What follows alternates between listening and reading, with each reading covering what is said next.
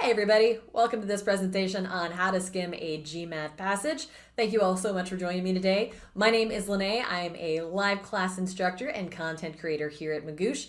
My background is in literature and women's studies, so I am a great big word nerd and love all the things related to reading, even on standardized tests. In terms of test prep, I've been in the test prep industry for over 15 years. I just add a plus now to 15 because the actual numbers start to make me feel very old.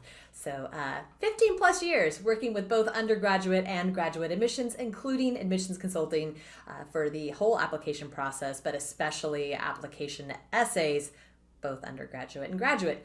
Right now, I'm currently in Northern California, but I have spent over the last decade, I've lived most of my life in Taipei, Taiwan, so I'm trying to get to a place where I can balance life in Taiwan and life back here in the States.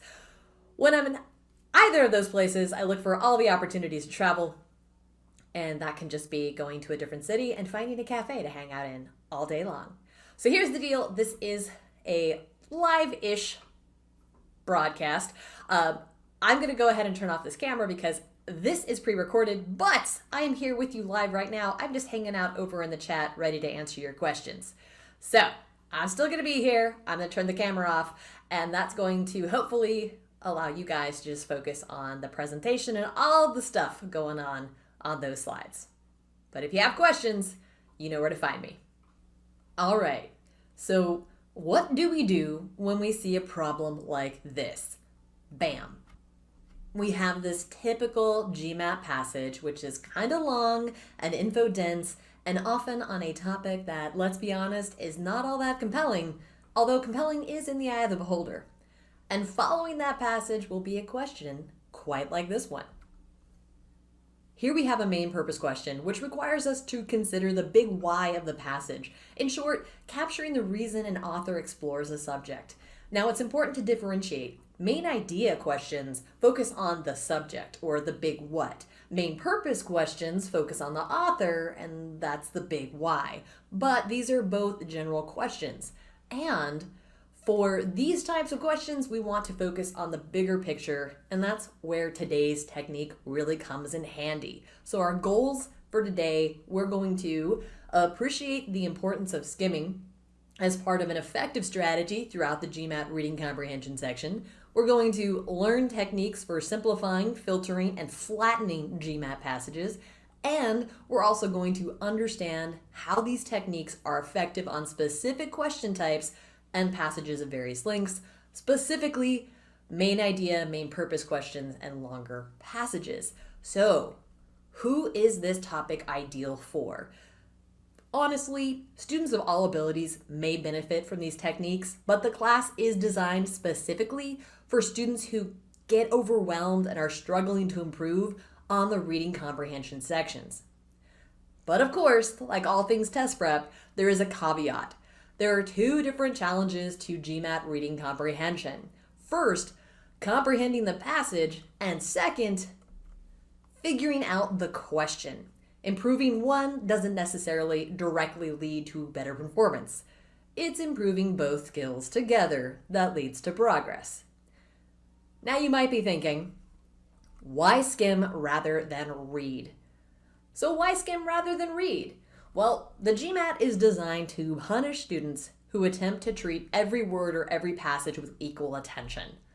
The GMAT is full of lots of details, name, dates, facts, and figures, not all of which you'll be actually asked about. Also, you've got complicated and elaborate sentence structures, full of GMAT vocabulary and jargon, and also dry subject matter. Compounding all of this, the GMAT really gives insufficient time to work through these passages, especially the long ones. Trying to read through and process every single sentence actually leads to lower accuracy on certain question types, particularly main idea, main purpose question types. An effective skim makes all questions attached to a passage easier to handle. You at least know where to look to find details after skimming for the main ideas and themes, because a skim will provide you with your own map to navigate back through the jungle that is the passage. So I want to hear from you guys. What does it mean to skim a passage? Read through these answer choices and throw your guess up into the chat. I'll give you guys about 30 seconds to read through and answer these.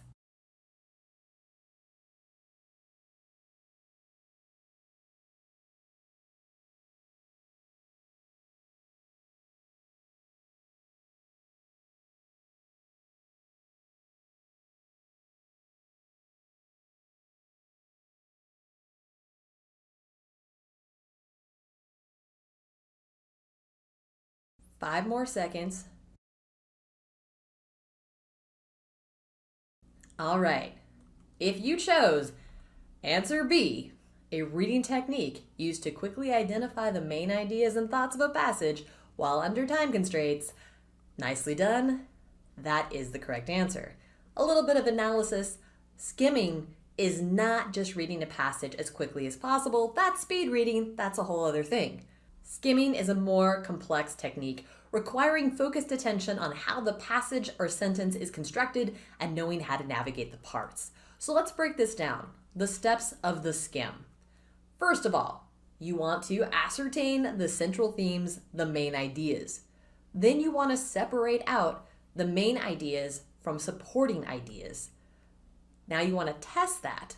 Think about the relevance and strength of the supporting ideas and then sort of contemplate putting this all together at a higher level. What is the meaning or purpose of the passage? Why was it written? What kind of journal or publication would this be found in? What would be a fitting title for this piece? What is the author's role? Is the author creating an argument, or is the author just informing you about a bunch of stuff? Is the author explaining a concept, a principle, summarizing a historical event or figure, or maybe even taking a stance in a debate? All of those things are possible. It's good to kind of put together a bigger picture before you dive into those questions. So let's check this out. Here is an example sentence. I'm going to give you 30 seconds to read through this one.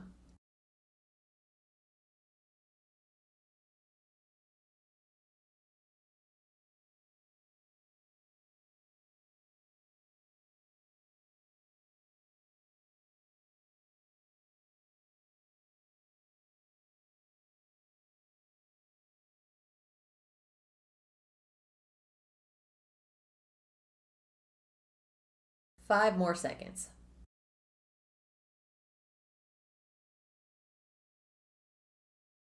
Okay, so those two sentences contain a wealth of information, but not all of it is essential for understanding the main idea of the excerpt. Instead of trying to focus on all of the ideas or all the details, we should try to skim the sentence. Here's what that looks like. For each of the following phrases, try to come up with your own shorter, simpler phrasing that just keeps the main point and gets rid of all the unnecessary details. Here's that first part.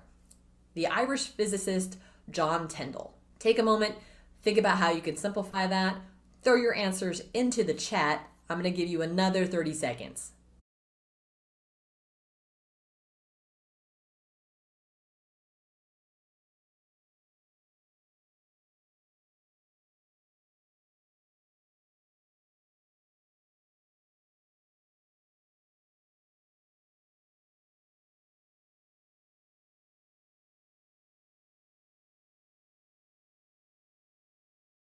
Five seconds left.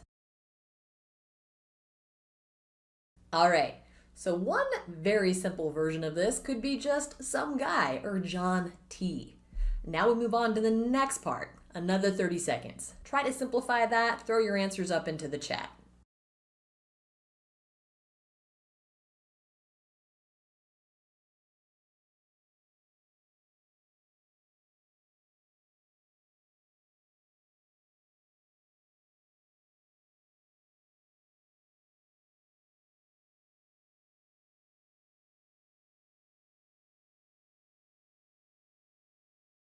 Five more seconds.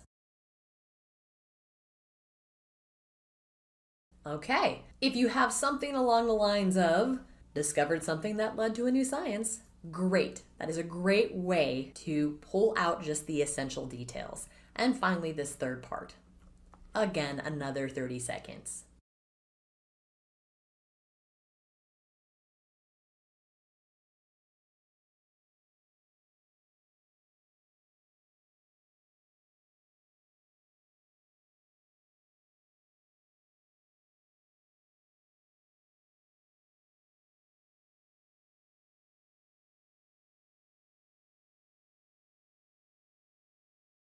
5 more seconds. All right, if you broke it down to something like, he wrote some essays about it, nicely done. So before we had this info-dense information about John Tindall, and after we took out the important parts, we're really just left with some guy discovered something that led to a new science. He wrote some essays about it. It's pretty much all we really need to jump into the questions. So here are our takeaways. Skimming glosses over details and focuses just on the main points. Usually, these are the nouns and the verbs of a sentence or a paragraph. After skimming, you may not have an in-depth understanding of the passage, but you know how to quickly find the specific information you might be asked about. All right, we've already covered quite a bit of ground, and I'd like to pause and check out any questions you guys might have. So feel free to put your questions over in the chat.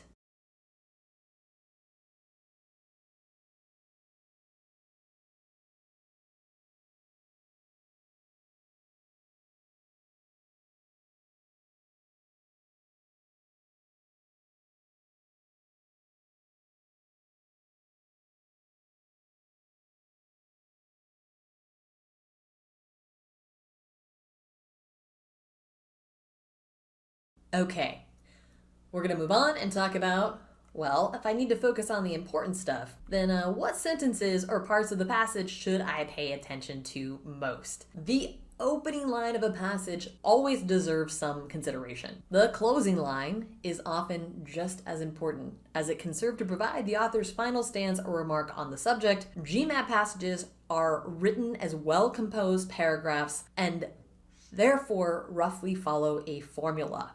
Okay, so the formula, the opening paragraph sentences typically communicate the general topic of the passage, and then each paragraph has a purpose. That purpose can be commonly found toward the beginning and end of each body paragraph. Specific examples are often discussed in the middle of a paragraph to support or elaborate on the purpose of the paragraph. Other things you'll want to pay attention to. Structure words. Those are the words that hold a sentence or paragraph together, but they're more than that. They show us how the sentences are logically connected and contribute to the development of the overall idea of the passage. Structure words that you want to pay attention to. Check these out. Got a list of contrast words, intensifiers, illustrative words, cause words, effect words. These are all going to signal a direction shift, or that the direction's going the same way within the development of ideas. Okay, we're gonna move on to some practice. Here's what you're gonna do. Summarize each phrase of the prompt, which I'm gonna put up in just a moment, in your own words, and try to decide what role it plays in the passage as a whole. And then add your summaries to the chat. First up, we have this passage. I'm gonna give you 3 minutes to work through these two parts, summarizing and identifying the role.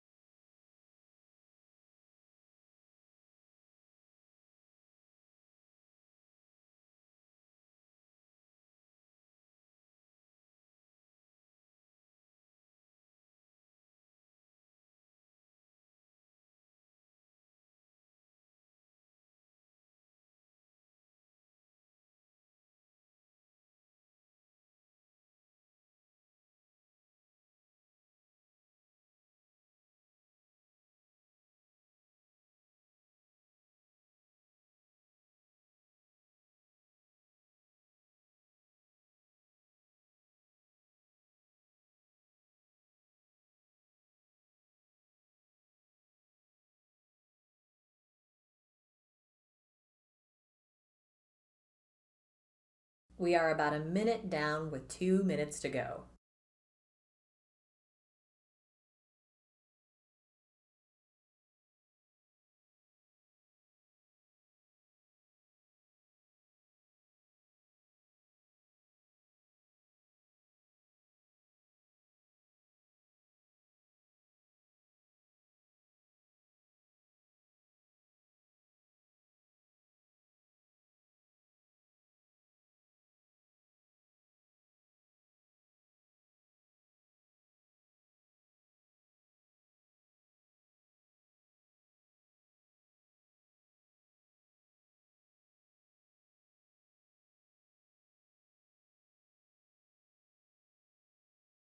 One more minute, and again, I encourage you to put your summaries and even the purpose of the parts, the role you believe that the different elements are playing into the chat.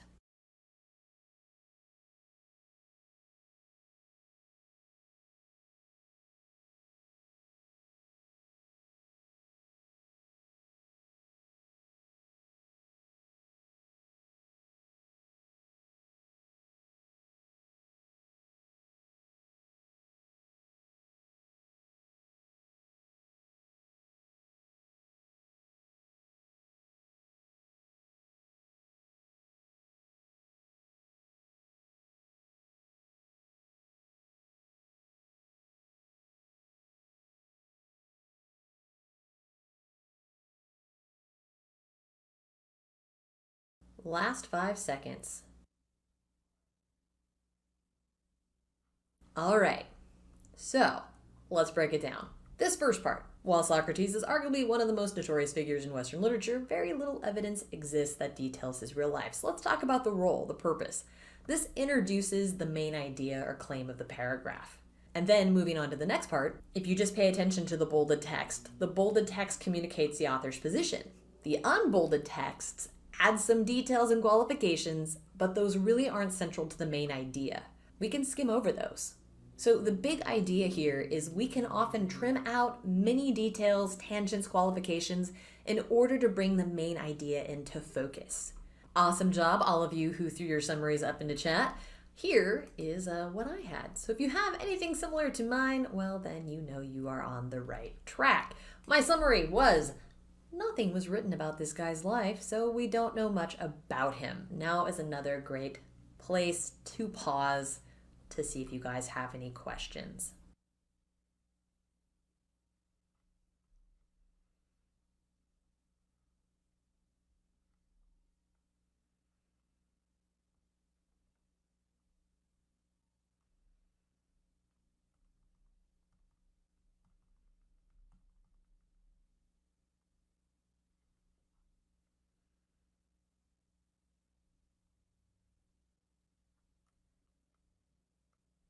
All right, getting back to it, we're going to go right back to the beginning of class. And what do we do when we see a problem like this?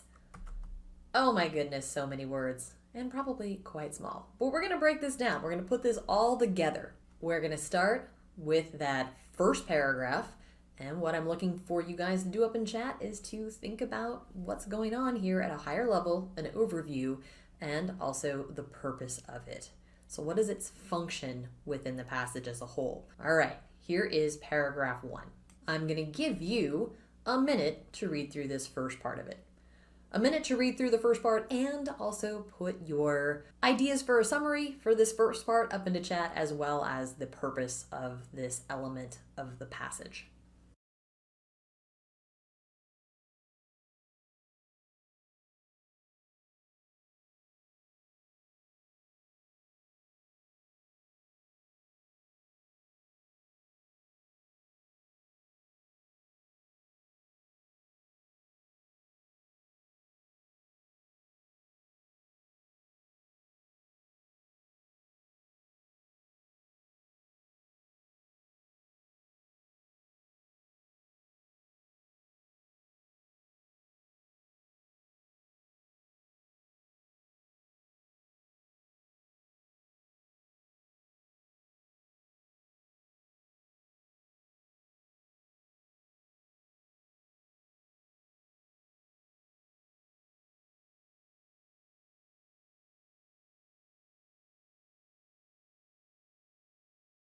Five more seconds.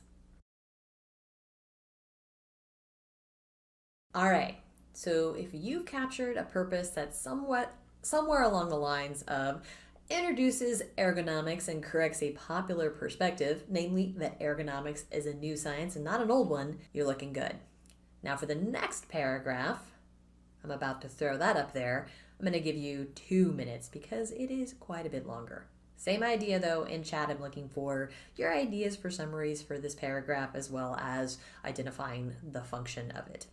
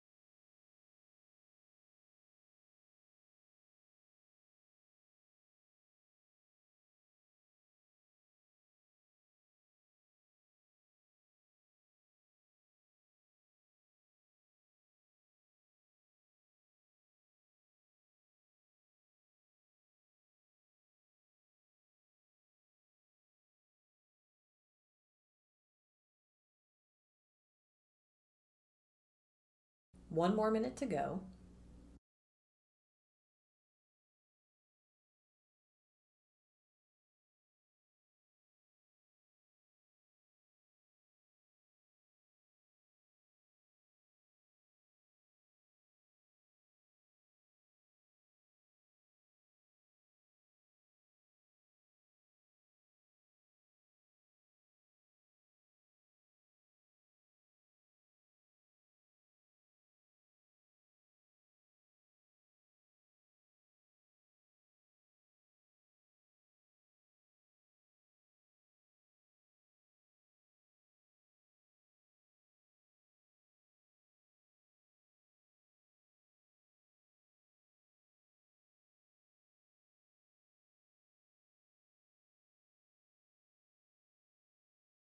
Five seconds left. All right. If you've captured anything along the lines of paragraph 2 lays out the evolution of ergonomics and highlights one new feature that workers must now make themselves more efficient instead of employers doing it for them, great. If we put these two ideas together, paragraph 1 and paragraph 2, that should hopefully lead us to the ability to put together a pretty solid summary. So, what I'd love to see in the chat is for you to summarize the whole passage in 15 words or less. I'll give you guys a minute to do so. So, put all of this stuff into a nutshell.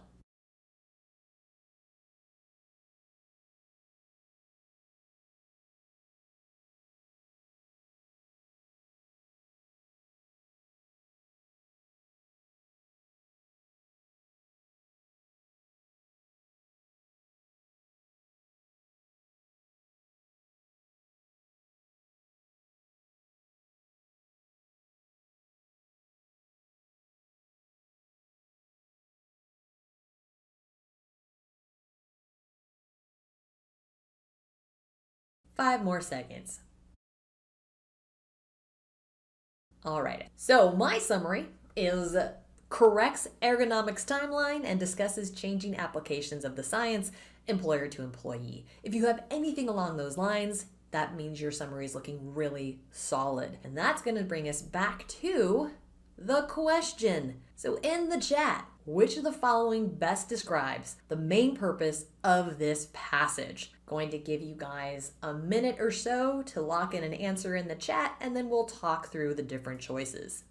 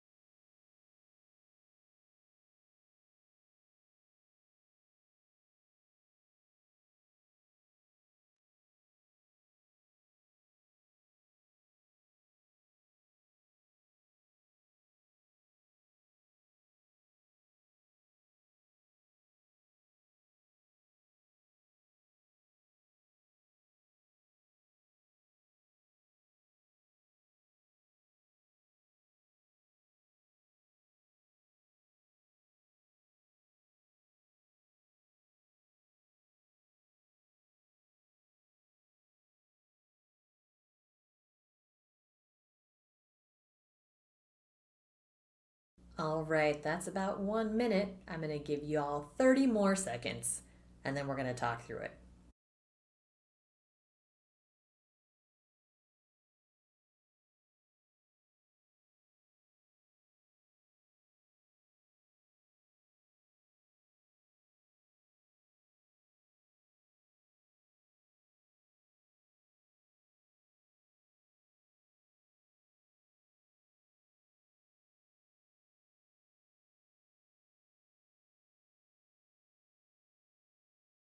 Okay, let's check out answer A. To provide a brief overview of the principles underlying the science of ergonomics. The principles underlying the science of ergonomics would only work if the passage's primary focus were on detailing the foundational theories and elements that define the science of ergonomics.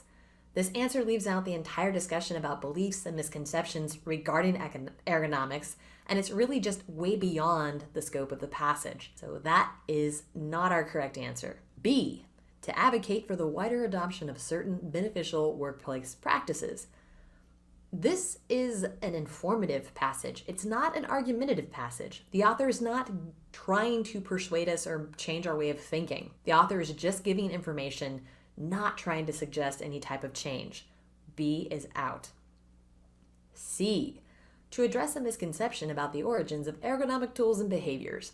This answer is somewhat aligned with our summary. It's very much the nutshell version of what the author does, but the biggest plus in the C column is that it indicates there's a misconception or something that needs to be corrected. So C is looking really solid. D, to dispel a myth about the true motives of those who espouse ergonomic principles. There's no indication that a myth needs to be dispelled. In fact, the true motive seems to be efficiency, and there's no evidence the author thinks that's not the actual driving force behind the science. And finally, E, to situate F.W. Taylor's work in a historical context that makes it easier to interpret. E is a good example of a detail trap.